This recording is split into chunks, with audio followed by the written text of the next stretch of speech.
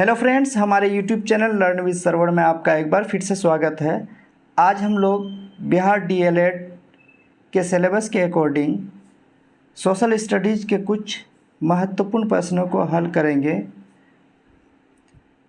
तो शुरू करते हैं। नंबर 1, इटली तथा जर्मनी वर्तमान में किस महादेश के अंतर्गत आते हैं?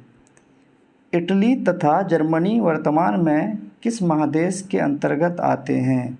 तो इसका सही उत्तर हो जाएगा यूरोप। इटली तथा जर्मनी वर्तमान में यूरोप महादेश के अंतर्गत आते हैं। इसका सही उत्तर हो जाएगा यूरोप। अगला प्रश्न, फ्रांस में किस शासन वंश की पुनः स्थापना वियना कांग्रेस द्वारा की गई थी? फ्रांस में किस शासन वंश की पुनः स्थापना वियना कांग्रेस द्वारा की गई थी? तो इसका सही उत्तर हो जाएगा बुर्बो वंश। बुर्बो वंश, इसका सही उत्तर हो जाएगा बुर्बो वंश। अगला प्रश्न है, मेजिनी का संबंध किस संगठन से था? मेजिनी का संबंध कार्बोनरी से था। इसका सही उत्तर हो जाएगा कार्बोनरी। अगला प्रश्न, इटली एवं जर्मनी के एकीकरण के विरुद्ध निम्न में से कौन था? इटली एवं जर्मनी के एकीकरण के विरुद्ध निम्न में से कौन था? तो इसका सही उत्तर हो जाएगा ऑस्ट्रिया। ऑस्ट्रिया इसके विरुद्ध था। अगला प्रश्न, काउंटर काबूल को विक्टर इमैनुअल ने किस पद पर नियुक्त किया? काउंटर काबूल को विक्टर इमैनुअल ने किस पद पर नियुक्त किया? तो इसका सही उत्तर हो जाएगा प्रधानमंत्री पद पर। प्रधानमंत्री पद। अगला प्रश्न है, गैरीबाल्डी पेशे से क्या था? गैरीबाल्डी पेशे से क्या था? तो गैरीबाल्डी पेशे से नाविक था। सही उत्तर हो जाएगा नाविक। अगला प्रश्न, जर्मन राइन राज्य का निर्माण किसने किया था? जर्मन राइन राज्य का निर्माण किसने किया था? तो इसका सही उत्तर हो जाएगा नेपोलियन बोनापार्ट ने। नेपोलियन बोनापार्ट ने। अगला प्रश्न है, जालवेरिन कैसी संस्था थी? जालवेरिन कैसी संस्था थी? तो जालवेरिन व्यापारियों की संस्था थी। इसका सही उत्तर हो जाएगा व्यापारियों की संस्था थी। अगला प्रश्न है, रक्त एवं लौह की नीति का अवलंबन किसने किया? रक्त एवं लौह की नीति का अवलंबन किसने किया? तो इसका सही उत्तर हो जाएगा बिस्मार्क। सही उत्तर हो जाएगा बिस्मार्क। रक्त एवं लौह की नीति का अवलंबन बिस्मार्क ने किया था। अगला प्रश्न है, फ्रैंकफर्ट की संधि कब हुई? फ्रैंकफर्ट की संधि कब हुई? तो फ्रैंकफर्ट की संधि 1871 ईस्वी में हुई। इसका सही उत्तर हो जाएगा 1871 ईस्वी। अगला प्रश्न है, नेपल्स की क्रांति कब हुई थी? नेपल्स की क्रांति 1821 ईस्वी में हुई थी। सही उत्तर हो जाएगा 1821 ईस्वी। चार्टिस्ट आंदोलन कहाँ हुआ था? चार्टिस्ट आंदोलन कहाँ हुआ था? तो यहाँ पे मिसप्रिंट हुआ है, जिसके वजह से अगला ऑप्शन नहीं दिख रहा है। चार्टिस्ट आंदोलन कहाँ हुआ था? तो इसका सही उत्तर हो जाएगा इंग्लैंड। सही उत्तर हो जाएगा इंग्लैंड। अगला प्रश्न है, यूनान को एक स्वतंत्र राष्ट्र घोषित किया गया था। यूनान को एक स्वतंत्र राष्ट्र 1932 ईस्वी में घोषित किया गया था। सही उत्तर हो जाएगा 1932। अगला प्रश्न है, कार्बोनरी संगठन किस वर्ष हुआ? कार्बोनरी संगठन किस वर्ष हुआ? तो इसका सही उत्तर हो जाएगा 1810 ईस्वी में। अगला प्रश्न है, एड्रियानोपुल की संधि कब हुई थी? तो इसका सही उत्तर हो जाएगा 1829 ईस्वी। एड्रियानोपुल की संधि 1829 ईस्वी में हुई थी। अगला प्रश्न है, एड्रियानोपुल की संधि किन दो देशों के बीच हुई थी? एड्रियानोपुल की संधि किन दो देशों के बीच हुई थी? तो तुर्की और रूस के बीच हुई थी।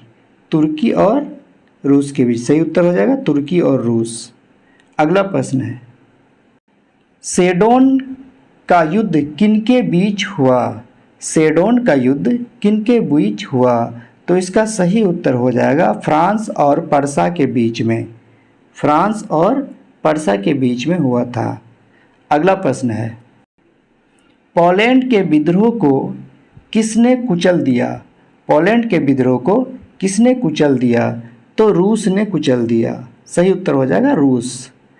अगला प्रश्न है, सन 1870 में फ्रांस और पर्सा के बीच युद्ध कहाँ हुआ?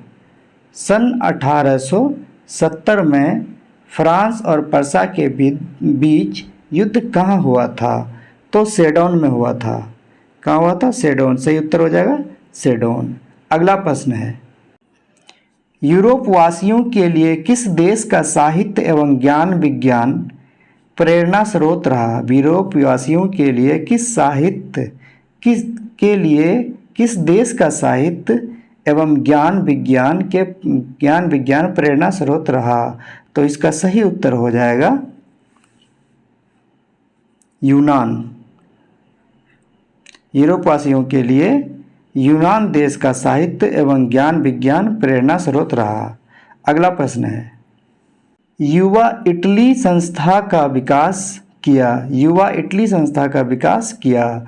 तो युवा इटली संस्था का विकास मेजीनी ने किया था। सही उत्तर हो जाएगा मेजीनी। अगला प्रश्न, बिस्मार्क निम्न में से क्या था? बिस्मार्क निम्न में से क्या था? कवि था, नाटककार था, संगीतज्ञ था या कूटनीतिज्ञ था? तो इसका सही उत्तर हो जाएगा कूटनीतिज्ञ। बिस्मार्क कूटनीतिज्ञ था। अगला प्रश्न, सार्डिनिया पिडमाउंट का शासक कौन था? सार्डिनिया पिडमाउंट का शासक विक्टर इमैनुअल था। सही उत्तर हो जाएगा विक्टर इमैनुअल। अगला प्रश्न, यूनानी स्वतंत्रता आंदोलन के दौरान कौन ब्रिटिश कवि शहीद हुए? यूनानी स्वतंत्रता आंदोलन के दौरान कौन ब्रिटिश कवि शहीद हुए? तो इसका सही उत्तर हो जाएगा लॉर्ड बायरन। Lord Byron. अगला प्रश्न, जाल्वे राइन की स्थापना किस राज्य ने की? जाल्वे राइन की स्थापना किस राज्य ने की? तो सही उत्तर हो जाएगा पर्सा। पर्सा ने जाल्वे राइन की स्थापना की। अगला प्रश्न है, हंगरी की भाषा क्या थी? हंगरी की भाषा क्या थी? तो इसका सही उत्तर हो जाएगा मैग्यार। हंगरी की भाषा मैग्यार थी। अगला प्रश्न, यूनान के स्वतंत्रता संग्राम में किसकी पराजय हुई? यूनान के स्वतंत्रता संग्राम में तुर्की की पराजय हुई। यूनान के स्वतंत्रता संग्राम में किसकी पराजय हुई? तो इसका सही उत्तर हो जाएगा तुर्की की। अगला प्रश्न है, मारी आन किस देश के राष्ट्रवाद की प्रतीक थी? मारी आन किस देश के राष्ट्रवाद की प्रतीक थी? तो इसका सही उत्तर हो जाएगा फ्रांस। फ्रांस। मारी आन फ्रांस देश के राष्ट्रवाद की प्रतीक थी। अगला प्रश्न है, यूरोपीय सभ्यता का पालना किसे कहा जाता है? यूरोपीय सभ्यता का पालना किसे कहा जाता है? तो इसका सही उत्तर हो जाएगा यूनान। यूनान को यूरोपीय सभ्यता का पालना कहा जाता है। अगला प्रश्न है, एक्ट ऑफ यूनियन किस वर्ष पारित हुआ? एक्ट ऑफ यूनियन 1688 में पारित हुआ। एक्ट ऑफ यूनियन 1688 ईस्वी में पारित हुआ। अगला प्रश्न, 1789 की फ्रांसीसी क्रांति के समय वहाँ किस राजवंश का शासन था? 1789 की फ्रांसीसी क्रांति के समय वहाँ किस राजवंश का शासन था? तो फ्रांसीसी क्रांति के समय वहाँ पे बुर्बो राजवंश का शासन था। सही उत्तर हो जाएगा बुर्बो। अगला प्रश्न है, जर्मनी के एकीकरण के लिए बिस्मार्क ने कितने युद्ध किए? जर्मनी के एकीकरण के लिए बिस्मार्क ने 3 युद्ध किए। सही उत्तर हो जाएगा 3। अगला प्रश्न है, वियना कांग्रेस में कौन राष्ट्र सम्मिलित नहीं था? वियना कांग्रेस में कौन राष्ट्र सम्मिलित नहीं था? तो इसका सही उत्तर हो जाएगा जर्मनी। वियना कांग्रेस में जर्मनी राष्ट्र सम्मिलित नहीं था। अगला प्रश्न है, वियना कांग्रेस में पवित्र संघ की योजना किसने प्रस्तुत की? वियन कांग्रेस में पवित्र संघ की योजना किसने प्रस्तुत की? तो रूस ने। इसका सही उत्तर हो जाएगा वियन कांग्रेस में पवित्र संघ की योजना रूस ने प्रस्तुत की। अगला प्रश्न है, यंग इटली के संस्थापक कौन था? यंग इटली के संस्थापक मेजिनी था। इसका सही उत्तर हो जाएगा मेजिनी।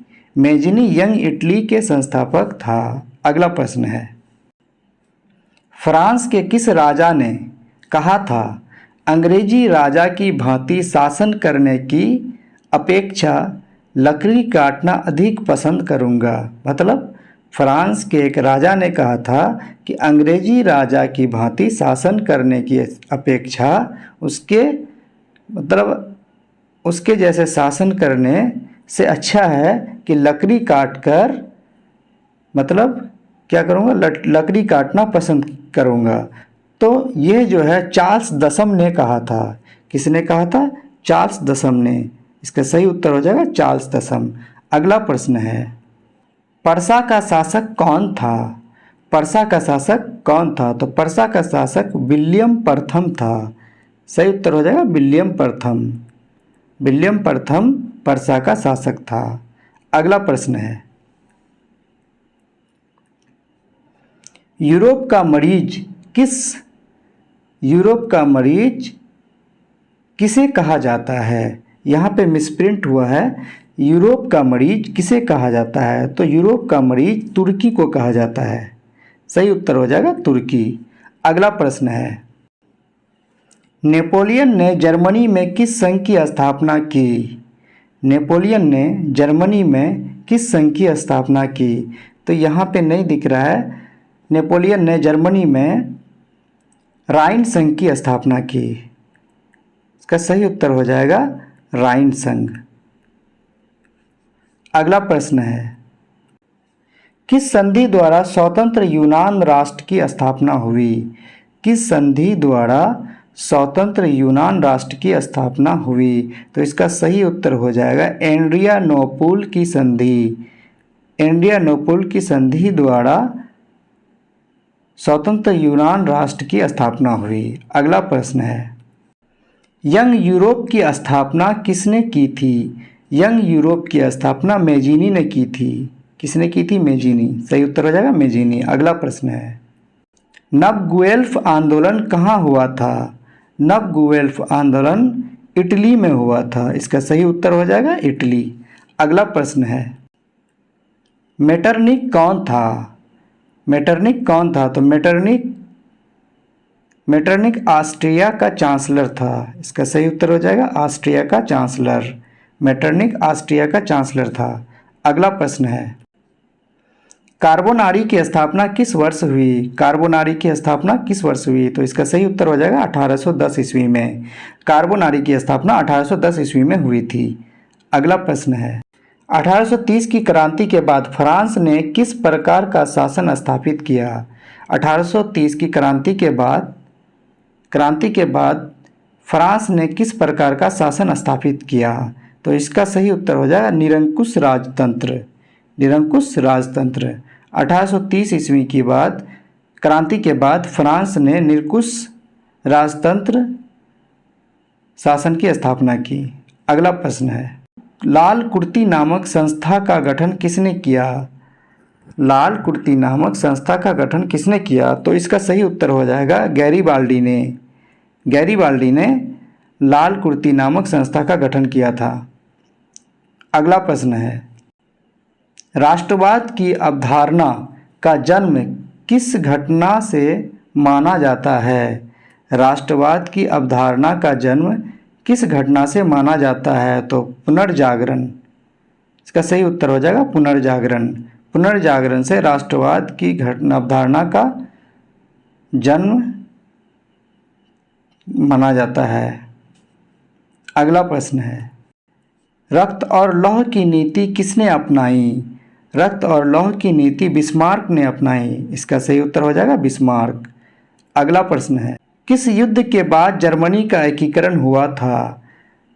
पूरा हुआ? किस युद्ध के बाद जर्मनी का एकीकरण पूरा हुआ?